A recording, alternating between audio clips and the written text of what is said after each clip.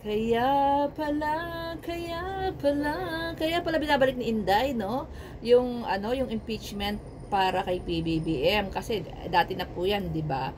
Na ginagapang po nila na mapatalsik si Romualdez at ipalit si Arroyo na naman. Okay. Si Arroyo para maisulong nila yung impeachment para kay PBBM pero hindi po sila nagtagumpay. Ngayon, binubuhay na naman po nila dahil hindi sila nagtagumpay sa mga rally, binubuhay na naman po nila yung impeachment. Yung bagong interview ni Sara, sabi niya, President Marcos has committed multiple impeachable offenses. So, binubuhay nila. Dahil, ikinanta, nalik. Ayan po, oh.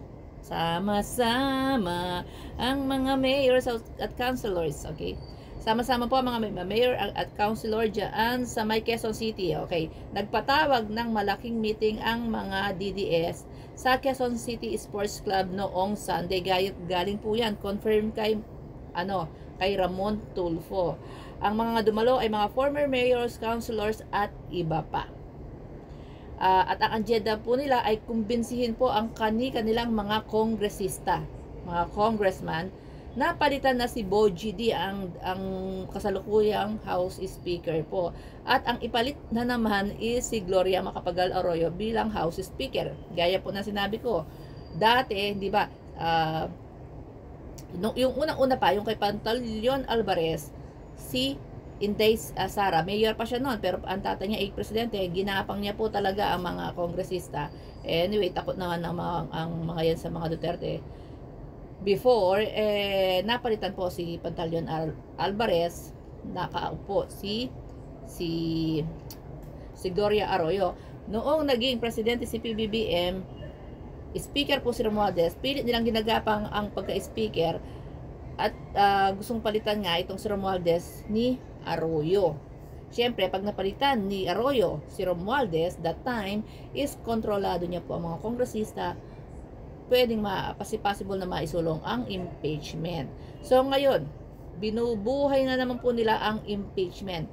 Gaya po nung nakaraang video ko, hindi ba, kahapon, na according kay Pebbles Chururot na ginagapang po, binabahay-bahay, anong parang nangangaroling? Binabahay-bahay po nila ang mga kongresista para suyuin na palitan po itong si Bogie D. Hindi po talaga sila titigil, no? Hanggat hindi po nila napapa-impeach itong si PBBM dahil alam nila sa darating na election hindi talaga mananalo si Sara. So kailangan niya makaupo kahit isang taon na lang si PBBM, kailangan niya makaupo para sure win siya sa 2028. So ayan po, 'di ba? Nakakasuka yung pagkagahaman nila sa kapangyarihan. Ayaw nila tumigil. Sabi ng mga Pilipino, ang gulo-gulo na sa Pilipinas. Sabi ng mga OFW, ang gulo-gulo na sa Pilipinas. Hindi po magulo sa Pilipinas. Lahat po ng mga ahensya ng gobyerno nagfa-function regularly.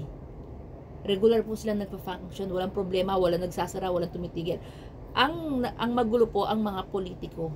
Nabulabog sila doon sa mga anomalyang ginawa nila at gusto po nilang agawin. Kaya nagugulo po sila kasi gusto nilang agawin yung position kay PBBM para maitigil na po itong mga investigasyon na mga nangyayari na ito.